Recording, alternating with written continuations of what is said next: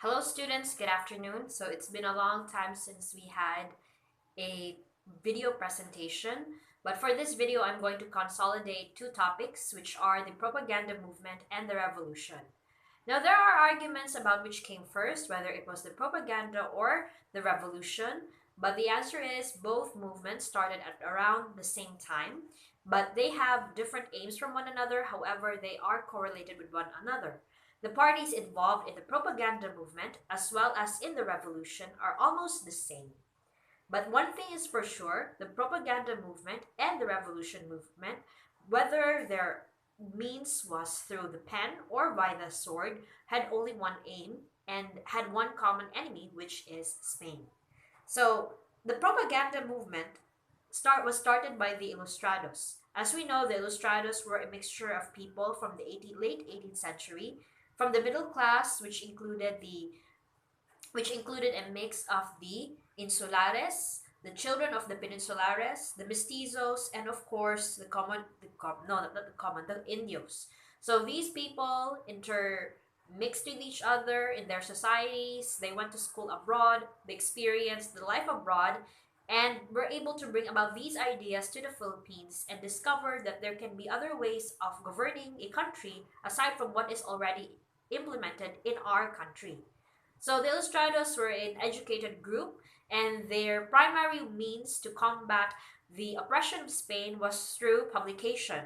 So it's called propaganda because, unlike a revolution which uses arms and which uses force, the propaganda movement seeks to convince people through words, literature, especially. Dr. Sarizal is a known participant in the propaganda movement. His major works included El Filibusterismo, and of course, Noli Me Tangere. Now, we all know who the very famous Ilustrados are. So these include Marcelo H. Del Pilar, Jose Lopez Jaina, Antonio Luna, and of course, Dr. Jose Rizal himself. Okay, so they had so many writers in their group, which included also the father of the revolution, Andres Bonifacio. Okay, so that's a recap of the propaganda movement. So we had already discussed that one last week. So we are going to move on with the revolution. So the revolution is a very, very important part of the Philippine history. Now, revolution is when people decide to take the sovereignty for themselves.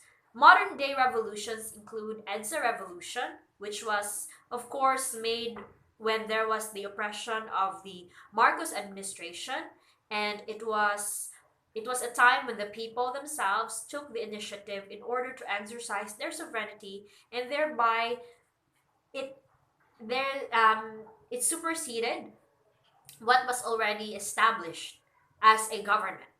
So a revolution occurs whenever there is an oppression, when there is an imbalance of power, when there is a system that there is oppression. So revolutions happen.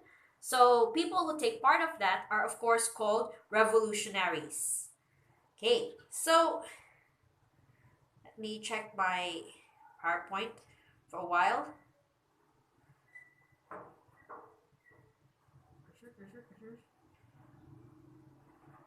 Now, if we are going to talk about the revolution, you might say that Dr. Sarizal was not part of the revolution movement, but he was very much part of the revolutionary movement. In some ways, very indirect or indirectly with very indirectly, he was a part of the revolutionary movement. Now, how can we say that? Because he was a part of the propaganda movement. There were several times wherein most of the revolutionists asked for his help. Okay, so that there was indeed a involvement of Dr. Sarizal. The revolution cost him his own life, where he was executed in Bagumbayan. Let me look for my file for a while. I misplaced it. Mm-hmm.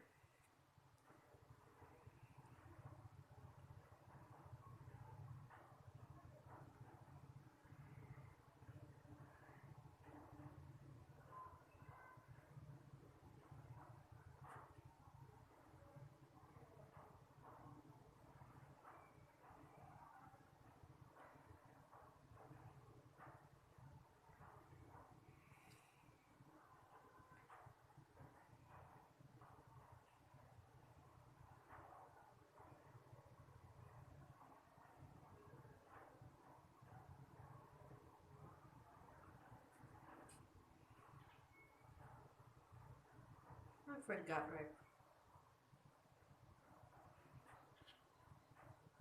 Okay, so the Philippine Revolution. So let's start with the story or the background of Marcelo H. del Pilar. He was another leader in the propaganda movement in Spain and also influenced the formation of the Katipunan. So modern day historians believe that he had a direct hand in its organization because of his role in the propaganda movement and his eminent position as part of the Philippine Masonry. So most of the Katipunan's followers were Freemasons. If you're curious about that, we're going to discuss about the Freemasons. Maybe your parents or your relatives are a part of the Freemason society. So the Katipunan had initiation ceremonies that were copied from Masonic rules, and it also had a hierarchy of rank that was similar to that of the Freemasonry. So Rizal's Spanish biographer Wenceslao Retana and the Filipino biographer Juan Raimundo Lumalwag saw the formation of the Katipunan as Del Pilar's victory over Rizal. La Liga dies and the Katipunan rises in its place. Del Pilar wins over that of Rizal. Del Pilar and Rizal had the same end, even if each took a different road. So you might say that the revolution is very pure, but and Spain is the ultimate enemy. But if you're going to look at it, both the revolution and the propaganda are a series of machinations of men who want to be in power. So this is the sickness that is utterly present in our society. So there's always this ulterior motive to things that we see as very good. Okay? So the Katipunan, how was the Katipunan formed? So on the night of July 7, 1892, the day after Rizal's deportation was announced, Bonifacio and the others officially founded the Katipunan, or in the full, kataas-taasan, kagalang-galangan na Katipunan, mga anak ng bayan. Highest and the most respected society of the country's children. Bayan can also denote as community, people, and nation, which was a secret society which sought independence from Spain through an armed revolt. So the secret society sought independence from Spain through armed revolt, and it was influenced by Freemasonry through its rituals and organizations. So for a time, Bonifacio worked with the Katipunan and the La Liga Filipina, and eventually when the La Liga stopped, many of its members like Bonifacio lost hope for a peaceful reform and stopped their monetary aid. The more conservative members, mostly wealthy members who still believed in peaceful reform, set up the Cuerpa del Comprimasarios, which pledged continued support to the reformists in Spain. The radicals were subsumed in the Katipunan. So this is an approach now of how we see. This is very common. Let's just take the time to discuss this. I'm not going to prove my point or am I trying to challenge any norms. This is just my observation. So if you're going to look at it, even in the present time, you will see that whenever there is oppression, whenever there are injustices, whenever there is a lapse or there is corruption in the government, our common stance is that people usually have two responses. In a democratic society such as the Philippines, there's a tendency for some people to seek peaceful reforms, which is very long, tedious, it produces no immediate results. Again, it's very tedious, and its longevity, its sustenance in the movement can sometimes be very unfair for those who really want the results that bad. Example, well, there are so many daghan kaayong mga examples of injustices. Let's say, this is just a theoretical example. For example, our justice system. A person who can barely afford a lawyer, or perhaps a person who doesn't have a prominent position in society gets wrongly accused of a crime. However, the evidences against him are very strong, but he cannot afford protection for himself. That's why there's a tendency for him to be imprisoned for a longer time in comparison with a person who clearly has done something wrong yet has a lot of money would be given immediate justice. So that's theoretic. So for example, that's an injustice. So a person who is considered as a reformist would do everything within his or her power or their organization's power in order to change that system. Usually the change includes lobbying a law, lobbying in Congress, petitions, write-ups, prayers, generally just doing things so that the outcome is achieved. However, the means which are used are peaceful. So that's how a reform is. And again, it's very peaceful. It doesn't cost a lot of lives, but it costs a lot of time, and also it doesn't give justice immediately, which is very unfair for the persons of whom the wrong is committed against. In comparison with a revolution, so a revolution is very costly. So a revolution actually involves the use of lives, of people who are willing to give their lives for change. So most of these revolutions are actually bloody, and they need ammunition, and not ammunition. They really need weapons. They need it's really a lot of fuel for them in order to achieve that end. And however, if that end is achieved, it does create big results. An example is the French Revolution, the EDSA Revolution, and all the other revolutions worldwide. Okay, so it's very difficult to choose from them because a revolution, although it can be successful at some point again, it doesn't really cover all the bases, and it doesn't solve all the injustices within that community. There is no quick answer to a good society in order for us to produce a government which is truly fair, which is truly competent, because it's just the grace of God. It's a grace of God for us to achieve something like that. So there is really no immediate or proper solution to a country which is already soaked in corruption, in wrong mindsets, in poverty, and whatsoever. Reformation or a revolution.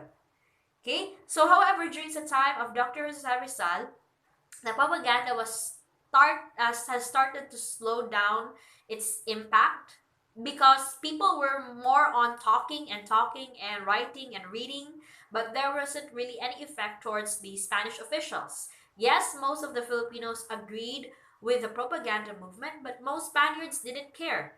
They were benefiting from the systems that were already established. So I don't think that pieces of paper or novels would be enough for them to think otherwise.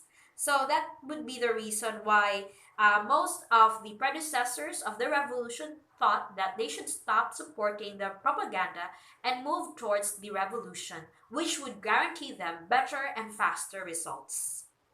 So, when the revolution was started, um, the Katipunan actually expanded from Manila, Batangas, Laguna, Cavite, Bulacan, Pampanga, and Nueva Ecija.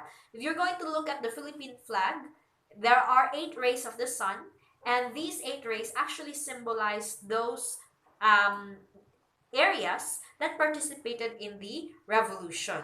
So many of the Katipuneros came from the lower and middle classes, and many of its local leaders were prominent figures in their municipalities.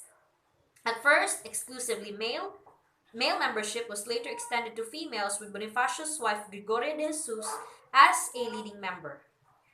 From the beginning, Bonifacio was one of the chief Katipunan officers, although he did not become its supremo, or the supreme leader, or Presidente Supremo, supreme president, until 1895. He was the third head of the Katipunan after Diodato Arellano and Roman Basa. Prior to this, he served as the society's controller and then its fiscal, which is the advocate and the procurator.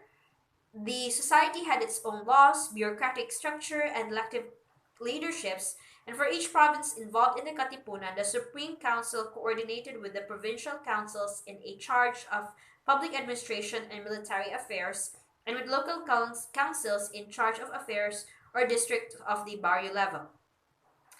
The rapid increase in the Katipunan activity drew the suspicion of the Spanish authorities, and by early 1896, the Spanish intelligence was aware of the existence of a seditious secret society. So when you say seditious, it means leaning towards revolution or leaning towards a rebellion. So when you say sedition, it's not directly rebellion. Okay, rebellion is different. Rebellion is when you take up arms and you try to take away the sovereignty of a government. Okay, that's rebellion. So there's a use of arms. Pag sedition, it's merely a campaign for rebellion. So it comes first before a rebellion. Okay, so the suspects were kept under surveillance and the arrests were made. On May 3, Bonifacio held a general assembly of Katipunan leaders in Pasig where they debated where to start the revolution. While some of the officers, especially Bonifacio, believed that the revolution was inevitable, some members, especially Santiago Alvarez and Emilio Aguinaldo, both of Cavite, expressed reservations and disagreement regarding a planned revolt due to the lack of firearms. The consensus was to consult Jose Rizal in Dapitan before launching an armed action, so Bonifacio sent Pio Valenzuela to consult Rizal. Rizal turned out to be against the revolution, believing it to be premature. He recommended more preparation but suggested that in the event the revolution did break out, they should seek the leadership of Antonio Luna, who was widely regarded as a brilliant military leader. Okay, so this is the mentality of Rizal during the revolution.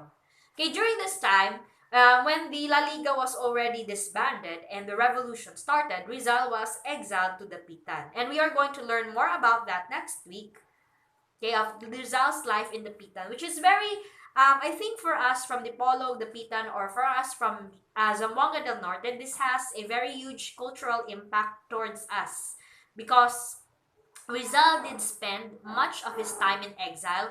However, his time in exile was not done in futility or it was not considered as unfruitful. It was into the contrary. Rizal spent very much time developing the Pitan, its culture, as well as its general works like your waterworks, your architecture, of course, the medicines and the Pitan, and also education. So we are going to learn more about that next week. That's very exciting. So Rizal was probably living a very peaceful life until the Katipunero suggested that Rizal should be consulted. Rizal was supposed to be pardoned by the Spanish authorities and supposedly he was going to be sent to Cuba. However, because of that involvement, na-intercept man guding nagpagstorya sa iya, Rizal was again implicated and which led to his execution. Okay? So, before we are going to be very consumed with Dr. Jose Rizal and that, we are going to continue our discussion regarding the revolution. Now, the Spanish authorities confirmed the existence of the Katipunan on August 19, 1896. Hundreds of Filipino suspects, both innocent and guilty, were arrested and imprisoned for treason.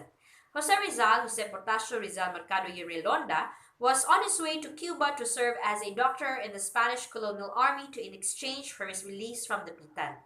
When the news broke, Bonifacio tried to convince Rizal, quarantined aboard a ship in Manila Bay, to escape and join the imminent revolt. Bonifacio, Emilio Jacinto, and Guillermo Mansangkay disguised themselves as sailors and went to the pier where Rizal's ship was anchored. Jacinto personally met with Rizal, who rejected their rescue. So Rizal himself was later arrested, tried, and executed. So much for his plan to go to Cuba. So eluding an intensive manhunt, Bonifacio called thousands of Katipunan members to a mass gathering in Caloocan, where they decided to start their uprising. The event is marked by the tearing of the cedulas, which is the personal identity documents, and was later called the Cry of Balintawak or the Cry of Pugadlawin. The exact location and date of the cry are disputed, and the Supreme Council of the Katipunans declared a nationwide armed revolution against Spain and called for a simultaneous coordination attack on the capital of Manila on August 29. So Bonifacio appointed generals to lead rebel forces to Manila. Other Katipunan councils were also informed of their plans, and before hostilities erupted, Bonifacio reorganized the Katipunan into an open de facto revolutionary government, and they named the nation and its government as Haring Bayan Ka Tagalugan, loosely translated to as the Tagalog Republic, with him as president and the commander-in-chief or the Generalismo of the rebel army and the Supreme Council as his cabinet. On August 28, Bonifacio issued the following general proclamation. This manifest is for all of you. It is absolutely necessary for us to stop at the earliest possible time and nameless opposition being perpetrated on the sons of the country who are now suffering the brutal punishment and tortures in jails. And because of this, please let all the brethren know that on Saturday, the 29th of the current month, the revolution shall commence according to our agreement. For this purpose, it is necessary for all towns to rise simultaneously and attack Manila at the same time. Anybody who obstructs this sacred ideal of the people will be considered as a traitor and an enemy, except if he is ill, is not physically fit, or which case he will be tried according to the regulations we have put forth in, which is a Mount of Liberty on August 28, 1896, Andres Bonifacio. On August 30, 1896, Bonifacio personally led an attack on San Juan del Monte to capture the town's powder magazine and water station which supplied Manila. The defending Spaniards, outnumbered, fought a delaying battle until reinforcements arrived. Once reinforced, the Spaniards drove Bonifacio's forces back with heavy casualties. Bonifacio and his troops were regrouped near Marikina, San Mateo, and Montalban. Elsewhere, fighting between rebels and Spanish forces occurred in Mandaluyong, Sampaloc, Santa Ana, Pandacan, Pateros, Marikina, Caloocan, Makati, and Taguig. The conventional view among the Filipino historians is the planned General Katipunan offensive on Manila was aborted in favor of Bonifacio's attack in San Juan del Monte, which sparked a general state of rebellion among that area. However, more recent studies have advanced the view of a planned offensive did push through the rebel attacks were integrated. According to this view, Bonifacio's San Juan del Monte battle was only part of a bigger picture, an unrecognized battle for Manila. Despite his reserves, Bonifacio was not completely defeated and was still considered a threat. Further, the revolt was spread the surrounding provinces by the end of August. Okay, so that's the revolution for you. So how does this revolution look like from a modern standpoint? Now, if you're going to think about modern revolutions, or modern revolts, or modern rebellions, okay, kanang mga NPA, kanang mga rebel forces within the Philippines, that was what you consider as rebellion. Yun na ang picture of rebellion.